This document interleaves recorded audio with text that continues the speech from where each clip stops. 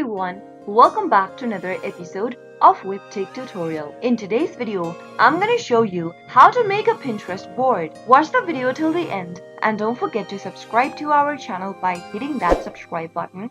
Press the notification bell so that you'll never miss another upcoming upload from us. If you want to create a new board on Pinterest, then you can open up your Pinterest app on your devices, or you can also open up a web browser and type in www.pinterest.com in the URL box and press enter. Log into your Pinterest account like you normally do. Once you're inside the main homepage of Pinterest, click on your profile button at the top right hand corner. Now, make sure that you're logged into your Pinterest account as well. Boards in Pinterest are where you can save your pin. You can create a new board from your profile or as you save a pin on Pinterest. First, let me show you how to create a board from your profile. Go and click on your profile icon at the top right hand corner. Now, click on the plus icon at the bottom right and in the pop-up where it says create, select board. Enter the name for your board in the pop-up. You can search for places to go or recipes to make. Check the box below if you want to keep this board